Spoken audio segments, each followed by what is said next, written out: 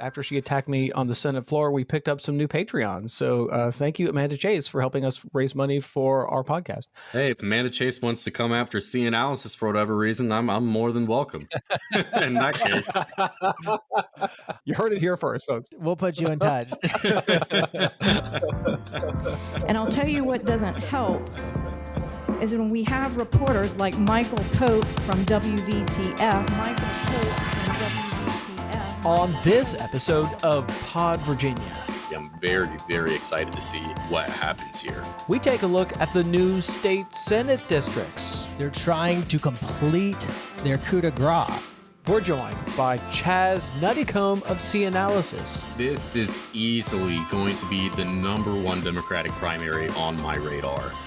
He'll help us understand the dynamics of the districts that have 2 or even 3 incumbents. He was richer than Croesus. We'll also talk about the special session, the gas tax holiday, and the elimination of equity programs in public schools. Think about the type of value somebody has to have when they're willing to object to equity being included as if it were a dirty word.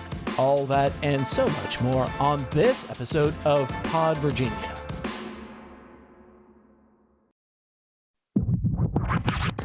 I'm Michael Pope. I'm Tom Bowman.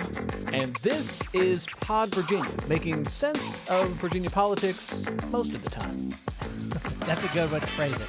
Later in the show, our friend Chaz Nuttycombe is back. The director of CNalysis will break down the new Senate maps, specifically the districts that have 2 or even 3 members as a result of court-drawn redistricting. It was great to talk to Chaz again for me personally, but I know for our listeners as well, because Thomas, as you well know from looking through our stats, our most popular episodes are with Chaz Nuttycombe. So it's great to have him back on the show, and you're definitely going to want to stick around to hear what he says about all these Senate districts that have 2 members or even 3 members in them. And the highlight that I'm going to tease you with is we talk about Jennifer Carroll Foy versus Hala Ayala in Prince William. We talk Joe Morrissey versus Laschrecse Aird in Petersburg. You're definitely going to want to hear that, so stick around. Okay, let's get to the news. More money, more problems. That's the situation with Virginia's budget. The difference between the budget presented by House Republicans and the budget presented by Senate Democrats is $3 billion. Yes, that's billion with a B. Quentin Kidd at Christopher Newport University says that's because the historic budget surplus this year is creating a lot of money sloshing around the system. Legislators being willing to leave town with that much money as a divider between the House and the Senate's budget reflects more than anything else the huge amount of money that is essentially there in surplus this year. Now, in previous years, having more money available might have made things easier. But Stephen Farnsworth at the University of Mary Washington says the fact that it's actually made things more complicated is a reflection of increased partisanship. When you're looking at a circumstance where there is a significant surplus, it ought to be easy for everyone to find something to like. But in partisan times like this, even having a surplus, which normally smooths the way to a deal, doesn't seem to be happening right now. So lawmakers are coming back to Richmond today, Thomas, but don't expect a compromise to emerge. Apparently, there has been very little negotiation and deal-making since the lawmakers left town. And I even hear that the chairman of the House Appropriations Committee has been in the Caribbean sport fishing. Yeah, I guess it's going to be interesting to see what comes out of the legislature. The governor is able to call them back into session, but as has happened in the past, they can gavel straight out of session if they have nothing to talk about, or maybe can't get a quorum for whatever reason in the House because everybody's on vacation. So you shouldn't go into battle without a battle plan. You need to know what you're doing. And this is not a situation where you can just carve out like pork barrel spending for members to get their vote for a budget. We're talking about paring back the Senate budget or adding spending in the House budget in order to close this $3 billion delta, which is a lot of money, certainly a historic amount of money, but also from the state level, It's not a lot of money. It's not going to be life-changing money if it were all given back in taxes, because most of that would go to people who pay a lot of taxes or businesses, corporations. This is not going to go mostly to the little guys like you and me. Well, it's important to remember that $3 billion extra in the Senate budget will actually get you a number of things: more money for teachers, more money for affordable housing. The real difference between the House Republican budget and the Senate Democrats budget is essentially kind of boils down to, do you want huge tax cuts or do you want increased services? So, like, if you look at that $3 billion gap, the biggest part of that is $2 billion the House Republicans want to spend to double the standard deduction. So that's not in the Senate bill. It is in the House Republican bill. $2 million price tag, $2 billion price tag is a huge price tag for doubling the standard deduction. And that's a major point of disagreement that they have yet to resolve at this point. Yeah, also from somebody who was in state government for so many years, usually the budget is very lean. They're always starved for cash. This is not a situation that's likely to continue occurring. So I think it is completely foolish to have this discussion about doubling the standard deductions. We need to make some key investments into education, into infrastructure, into healthcare with the pandemic still going around. So, what are you doing trying to I hate to even use their term tax cut, because that's not what it is. This is a handout. This is not going to actually accomplish the goal of putting more money in your pocket. However, those services would make your life a lot better if your teachers came back to teach again because they were getting a raise. If your what was the other stuff that you mentioned? More money for affordable housing is one of the big ones. More money for So like the House Republicans want to invest $100 million in the Housing Trust Fund, which is a big chunk of change and like more than the previous budgets. But the Senate Democrats want to invest $300 million. Yeah, and during a pandemic when people, there's an eviction crisis, people are not able to work as much as they can, or if they've been sick, they've got potentially lingering health problems that prevent them from working now. So you're in a situation where there's a greater strain on our affordable housing stocks and those resources there. So this is the time to fund quality of life services and enhance the safety net when it is being strained. Well, also in the news, Governor Glenn Youngkin is proposing a 3-month gas tax holiday, temporarily suspending the state gas tax to help people as prices continue to rise at the pump. But a significant portion of those savings will not be passed on to Virginians. Chris Wadicka at the Commonwealth Institute says it's a bit more complicated than that. If we get rid of the state retail gas tax, which is around 26 cents per gallon, the price of gas would not automatically go down by 26 cents per gallon. And so that difference would effectively go to oil companies for them to add to their bottom line. So about a third of the savings will go to the oil industry, according to research into how this worked when Indiana and Illinois had a gas tax holiday. But that does not mean Virginians will see the rest of those savings. Carl Davis at the Institute on Taxation and Economic Policy says a quarter of the savings will go to out-of-state drivers. A significant slice of Virginia's gas tax isn't paid by Virginians in the first place. It's paid by tourists headed down to Williamsburg and Virginia Beach, or it's paid by truckers headed up and down I-81, passing along their higher transportation costs to, in many cases, out-of-state residents.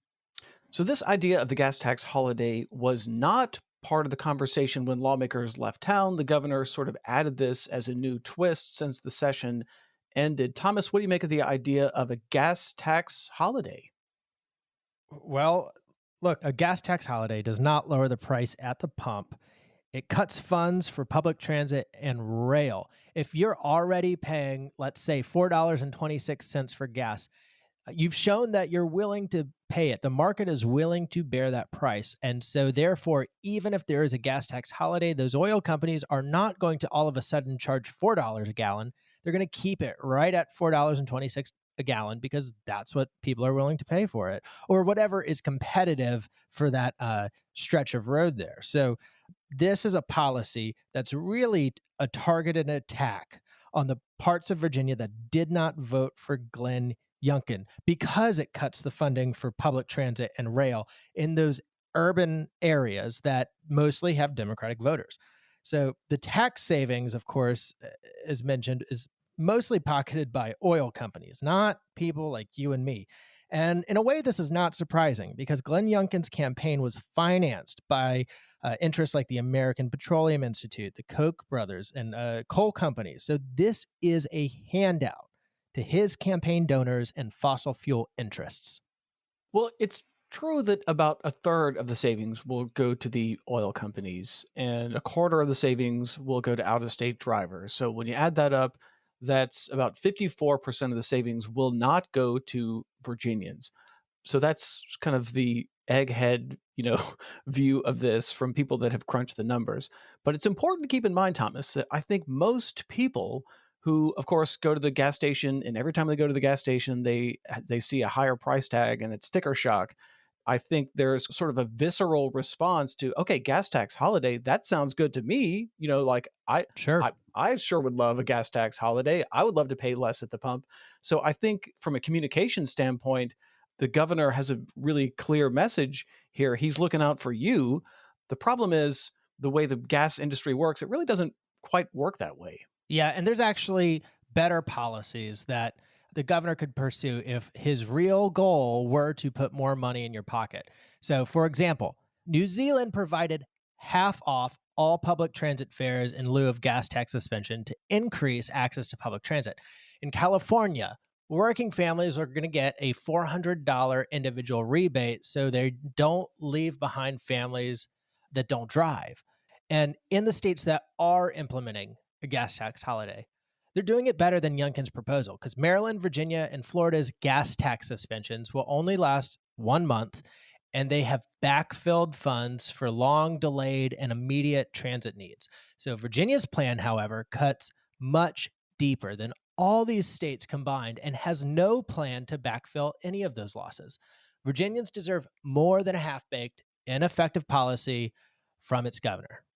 Well, one last story before we take a break. The word equity has become a fault line in Virginia politics. On one side of the debate are people who say they're concerned that the word has become code for equality of outcome. On the other side of the issue are people like Frank Callahan at the Virginia NAACP, who says state education officials have spent the last few years creating some really excellent resources for teachers. The Virginia Department of Education has put out an excellent 50-some page document talking about Virginia's roadmap to equity. And in that, they express a tremendous amount of determination to recognize its responsibility to advance racial, social, and economic equality in education throughout the Commonwealth of Virginia. But that's a resource that might soon be purged from the Department of Education's website now that the state superintendent is recommending rescinding all of the equity initiatives. James Fetterman at the Virginia Education Association says those resources need to remain available. I am so proud to announce that today that the Virginia Education Association will now serve as a clearinghouse for the ed equity training materials and resources that could be eliminated from the Virginia Department of Education's website in the coming days. So that was Fetterman announcing at a press conference in Capitol Square that all of the resources that may soon be purged from the Department of Education's website will be available on the VEA's website. Thomas, during the campaign, we saw the governor, the now governor, then candidate, campaign against critical race theory. So now that he's governor, he wants to deliver on that. And of course, he can't ban critical race theory from Virginia schools because it was never taught in Virginia schools. So he's got to do something to fulfill this campaign promise. So he's going after equity. This has become a dirty word. If equity is involved, let's purge it from the system. What do you make of this approach? Yeah, specifically, there are a basket of policies known as DEI policies, or diversity, equity, and inclusion. And we've pursued these policies because we realize that not everybody comes with the same baked in fundamental advantages in life. So be it parents who are able to sit at home and read with their kid. If you've got two working parents, you're not very likely to have that kind of time with your kid. And that's just an example, but equity is very broad. It doesn't necessarily mean race, but it often means race. And think about the type of values somebody has to have when they're willing to object to equity being included as if it were a dirty word. The criticism you hear among Republicans is that equity now means something different than it used to mean. And it now means equality of outcome. We all have the same outcome. And this strikes a lot of people as not a good idea, that, that everybody gets a trophy for participation. It's the sort of that kind of thinking is what they are raising objections to. Well, that's a red herring, because that's not what it means. And the only people saying that are the Republicans, who deliberately campaigned on confusing you to make people think that that's what it meant. And now that they've been successful in that, they're trying to complete their coup de grace. And Michael, this is just the return of white supremacist, segregationist politics, only repackaged and repurposed for the 21st century. Well, if you're a teacher and you're listening to this and you were depending on those equity resources being available from the Department of Education's website, now you can go to this other website, the VEA's website, and they will have them all up there as a clearinghouse. Yeah, great. All right, let's take a break. When we come back, we'll be joined by our friend Chaz Nuttycombe. I know that's what you all want to get to. So he's going to help us make sense out of those new Senate maps. Some of the court-drawn districts have 2 or 3 incumbents in them. So what's going to happen in those districts? Find out after the break.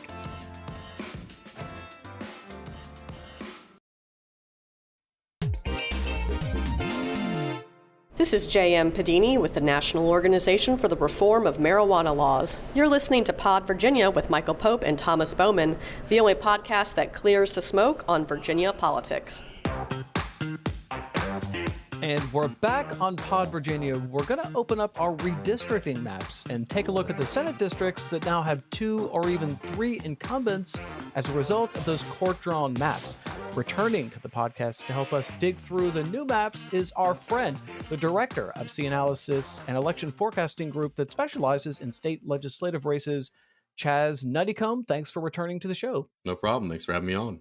Okay, so I want to go through all these Senate districts, and I want to start with one of the marquee races, Senate District 18. This is the Hampton Roads seat that has 2 incumbents, Senator Louise Lucas and Senator Lionel Sproul, who are expected to actually go head-to-head and run against each other as incumbents.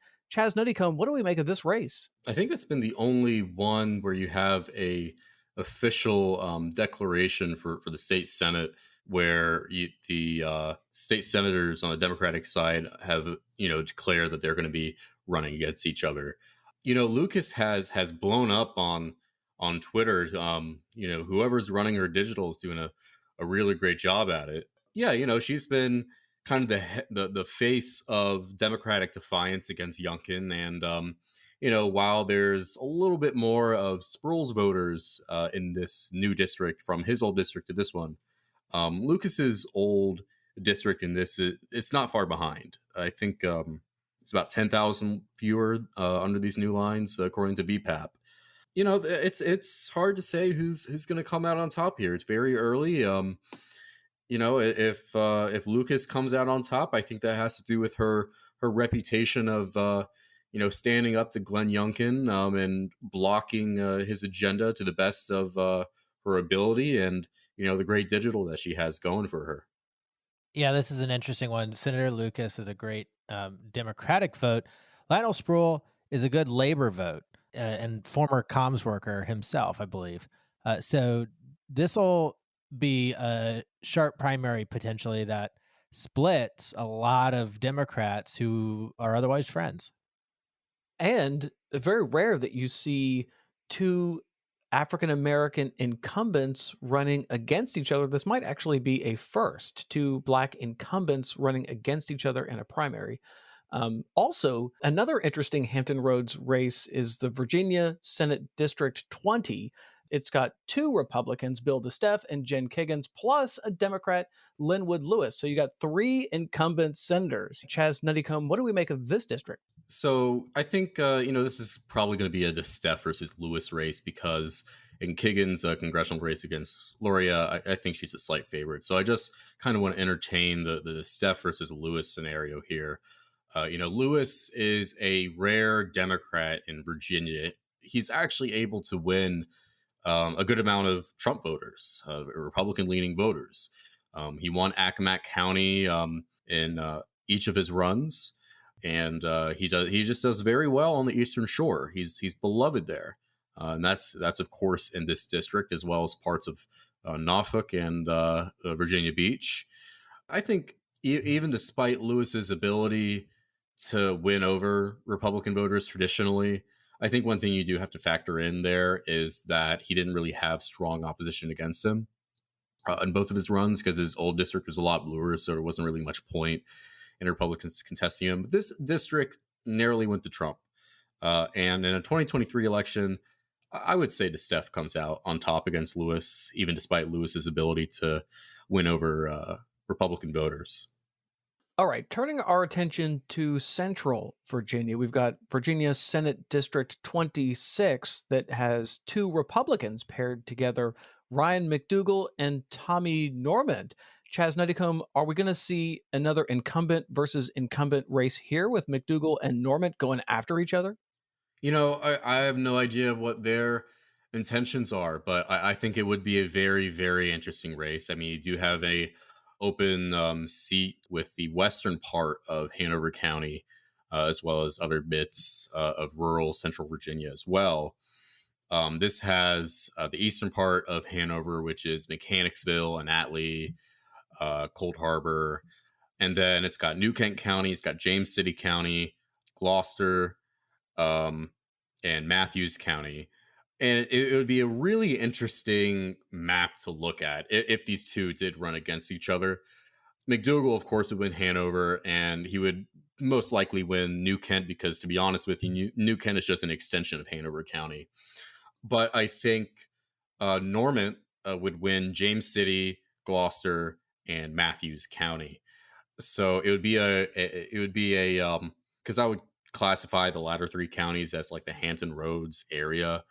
So it would be Hampton Roads versus Central Virginia. And, it would be interesting to see that map. But, we'll see what happens. I don't know what their intentions are. But personally, I hope that the 2 of them run against each other because I would just love to see that regional divide. I think it would go right along the New Kent and James City County border.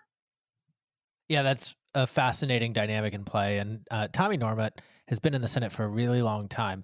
And so is McDougal, to his credit, but Tommy Normand's got a lot of seasoning on him. And so I wouldn't be surprised if Tommy Normand decides that he's ready to retire, especially, and we'll get to it later, Janet Howell, Dick Sasla, some of his other cohort are also thinking about leaving, so or rumored to be leaving. So I wouldn't be surprised to see Tommy Normand go and, pass the torch over to Ryan McDougal. Turning our attention to Senate District 12, we've got 2 incumbents from different parties this time, Amanda Chase versus Ghazala Hashmi. I understand that Amanda Chase might have a primary opponent in Glenn Sturdivant, so there's all kinds of drama happening in this Senate district. Chaz Nuttycombe, what do you make of the dynamics here for Senate District 12? Yeah, so while she does, Senator Hashmi does live in State Senate District 12, she's said that she's going to be running for District 15. I believe that's her intentions. So the primary or convention or whatever format the Republicans have here is really the interesting one. Democrats can't win this seat, period, in 2023. Trump won this by 6 points. So in the 2023 environment, which is going to be Republican friendly, Democrats can't win that. So it's really whoever the Republican nominee here wins it. You've also got Tina Ramirez, and yes, Glenn Sturdivant has announced he will be running for this seat. So it'll be interesting to see what happens in whatever format they choose. Chase has stepped on a lot of Republican toes, but at the same time, can a Republican really get primaried from their left? Amanda Chase, she's described herself as Trump in heels. So if a Republican beats her, it's going to be someone from her left. You got Sturtevant had he was, a relatively moderate senator, center-right senator when he was in the General Assembly. And then Ramirez is, I would say is probably center-right too. Wherever they are, they definitely aren't as far right like Amanda Chase. So, if anything, I think if Democrats were smart, they would want to get a little messy and see if they can somehow get Amanda Chase out and get one of them to win. Or on the other hand, if they wanted to, they could let it play out and hope Chase wins, so that in a more Democratic friendly environment, because this district is trending leftward, they could actually unseat Chase with a Democrat and say 2027 if there is a Republican in the White House. I'll just say that Amanda Chase is the gift that keeps on giving as far as fundraising goes. So I don't see an incentive for Democrats to want Amanda Chase out. I see an incentive for a lot of Americans and Virginians to want Amanda Chase out, because the things that she says and does are incredibly reckless and irresponsible and dangerous. But as far as pure political motivations go, I don't see why Democrats would ever want to get rid of Amanda Chase. That's a fair point. She does make a good fundraiser. She actually makes a good fundraiser even for this podcast. After she attacked me on the Senate floor, we picked up some new Patreons. So thank you, Amanda Chase, for helping us raise money for our podcast. If Amanda Chase wants to come after CNalysis for whatever reason, I'm more than welcome. In that case, we'll put you in touch. We'll put you in touch. Before we move on out of Central Virginia, I want to talk about a district that is not a double-member, triple-member district, but it is worth talking about, which is Senate District 13, where we might see a campaign of Senator Joe Morrissey versus former delegate Laschrecse Aird. Chaz Nuttycombe, what do we make of the political dynamics there in Senate District 13? Yeah, so Aird did declare her intentions, I believe it was last week or 2 weeks ago. This is mostly Morrissey territory. Not only in his current state Senate district, but also his old House of Delegates district, which was in Henrico.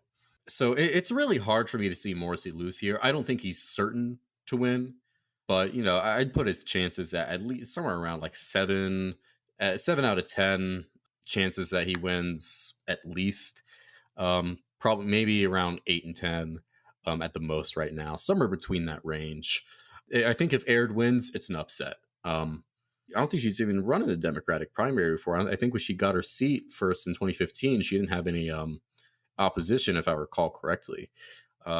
Morrissey is a great campaigner too. He is the definition of a grassroots campaigner. That man can knock doors like no tomorrow.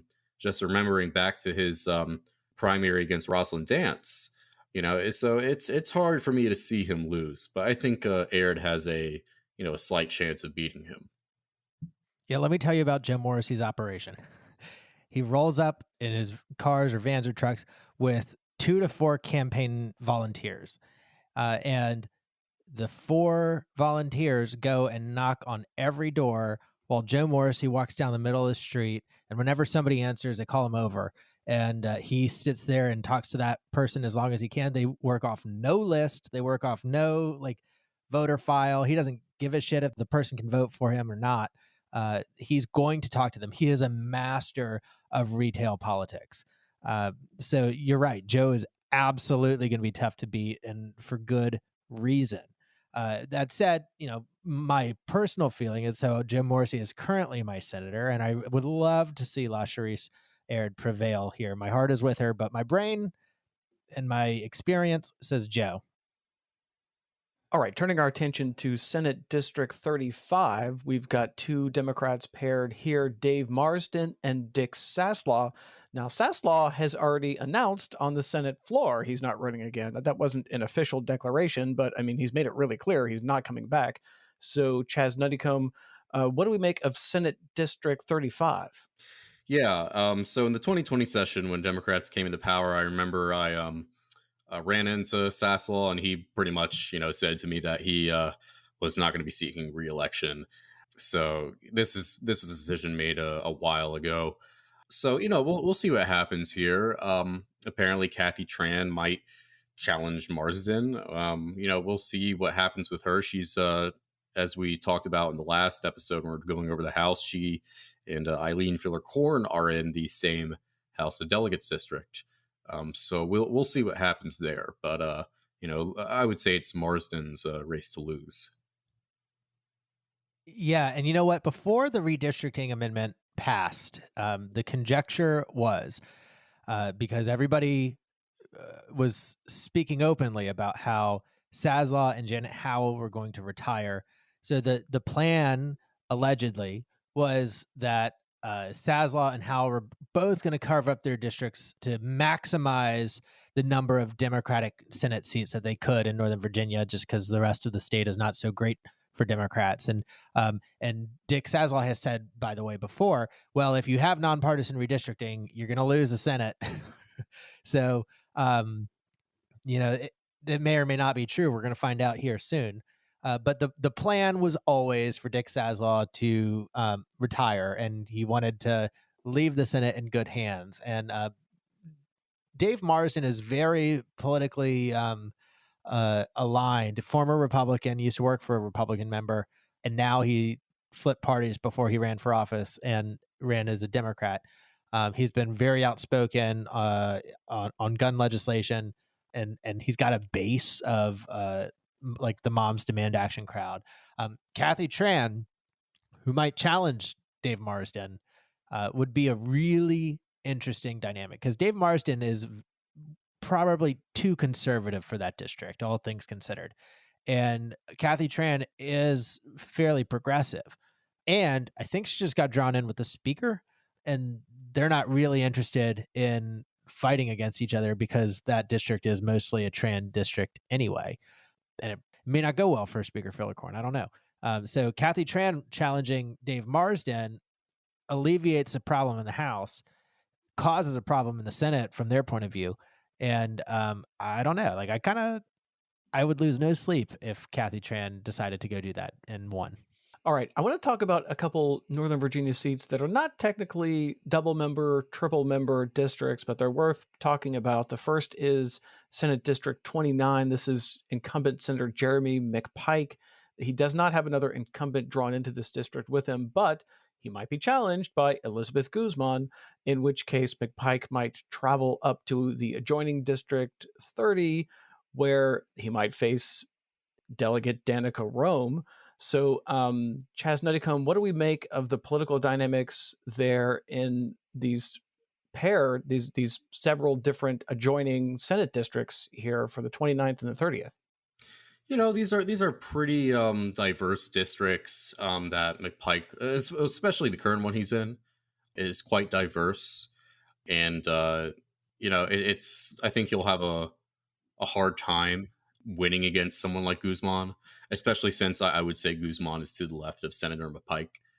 But we'll see what happens. This is all, I would say hypothetical right now. We don't know who's running where yet for these kind of races. So we'll see what happens.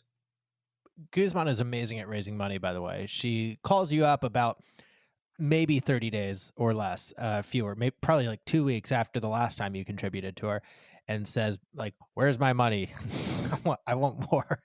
And actually, she is very good on the phone. She is excellent at compelling you to open up your wallet for her. And Jeremy McPike doesn't do that in the same way. Jeremy McPike does not have a huge amount of name recognition. He doesn't have a huge base following. He's really nice. He's a good vote. He's another like middle-aged white guy in politics. And if Guzman wants to challenge him, this is a Guzman seat. If Jeremy McPike goes off and faces Danica Rome, that would be a huge mistake for him, because Danica has a national base. She's going to be endorsed by the Victory Fund, and she is their Like, she's an A-lister as far as the LGBT community goes. And her having just a bottomless pit of name recognition and potential contributions coming in, Jeremy McPike cannot compete with that. So this might be, I'm not going to predict that this is the end of Jeremy McPike because that would be a mistake, but this could be the end of Jeremy McPike as far as his political career goes. I've also heard, and Chaz, Michael, maybe you can correct me if I'm wrong or confirm this, that Jeremy McPike potentially could go run for Congress and just avoid the whole mess. I think if he did that, things would get interesting. No, he's Spanberger's going to run in the 7th. She's already declared that. I can't see him moving up. He's way too low profile. I mean, you make good points. He's going up either against Guzman, who, as you pointed out, is a prolific fundraiser, and I would say she also has a little bit of a national profile. She gave the Spanish response for the State of the Union when Trump was in office for the Democrats. So she's got a little bit of national profile. Of course, Rome is more known nationally, making history as the first transgender legislator. And not only that, but she's a great campaigner as well. Not to say that Guzman isn't a great campaigner, but then, you're talking about Spanberger or Wexton. That's a death sentence right there. So I think McPike just has to hope in that case that Guzman, he doesn't have to go up against Guzman or Rome for one of those state Senate seats. All right, one more Northern Virginia district I want to talk about. It's not a double member, triple member district, but it's one that has a lot of people talking. It's Senate District 33, where we might see a race that features Hala Ayala versus Jennifer Carroll Foy, 2 former delegates. Chaz Nuttycombe, what do we make of Senate District 33? This is easily going to be the number 1 Democratic primary on my radar. Both of these former delegates ran statewide in 2021. Carroll Foy ran for governor, obviously did not win. She was running as the progressive in that primary. Obviously, again, she didn't win. She was running against McAuliffe, who had more, he was richer than Croesus. She didn't have a chance. Her campaign was not well run. But that is not to say, she isn't a good campaigner. I remember when, she was running for delegate the first time in 2017, she was going up against the Democratic establishment when they were trying to get, can't even remember his name, something King, I think. Candy King's Josh husband. King. What? Josh King, yeah. And that being said, she only narrowly beat him, but regardless, it was still an upset, I would say.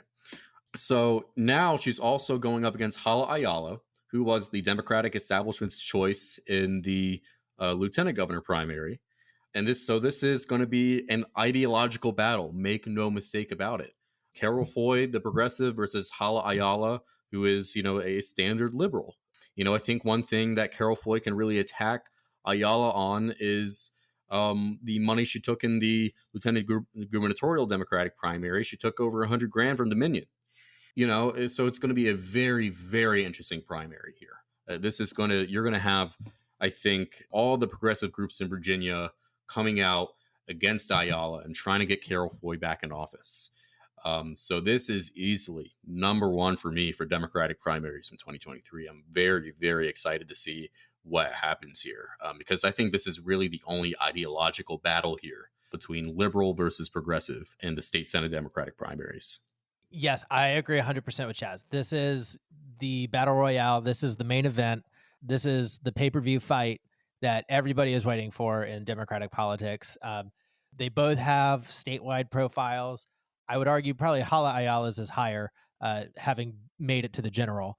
And Jennifer Carroll Foy probably should not have run statewide prematurely because now she doesn't have any elected base of support in that locality to go up against Hala Ayala. So I think she's set herself a little bit behind the 8 ball, but I don't know how significant that is.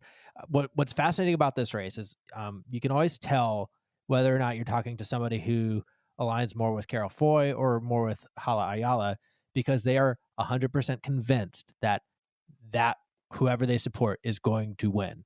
And smoke the other person. Like, they don't have a chance. They're gonna get the other person's gonna get killed. What are they doing?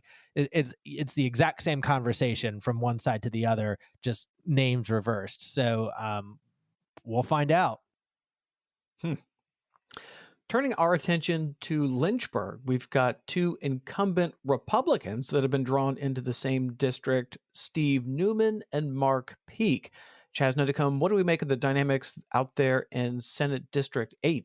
This is mostly Newman's old district. I do like this district. It's very clean. It's talking about its actual shape. No county splits or city splits. It'll be interesting to see what happens here. Newman might retire, but I really think it's his race to lose, given the amount of voters in this district, the ones that have been moved and whatnot. It's mostly his constituency. So, if he retires, it's really just to spare Mark Peake, hasn't been in the General Assembly as long as Newman.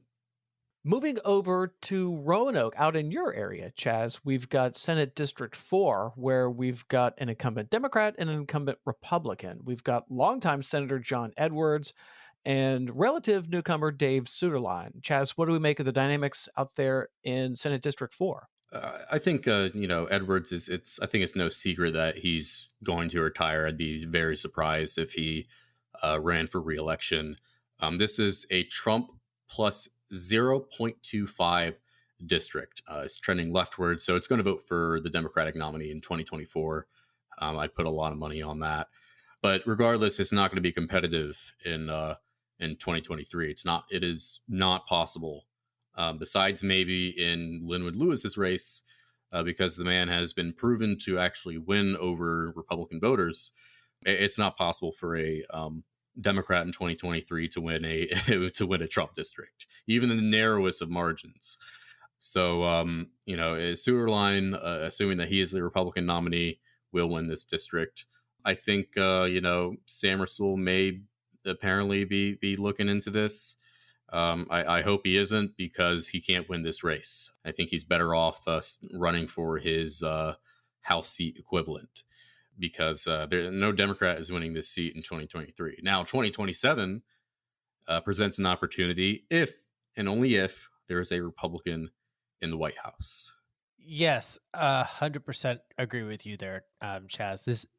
This has always been John Edwards' seat. It's not a Democratic seat, and it's not a Republican seat. It's John Edwards' seat. And when it was always understood that when John Edwards retired, this seat would be gone for Democrats. And, Phil Puckett's seat from back in 2014 was very similar to that in that kind of arrangement. And so John Edwards, amazing, hardcore, beloved Democrat, and a good progressive, frankly, for a man who's in his 80s, I think. He will retire. And I don't know if Samuelsol is running or not. I imagine he's thinking about it.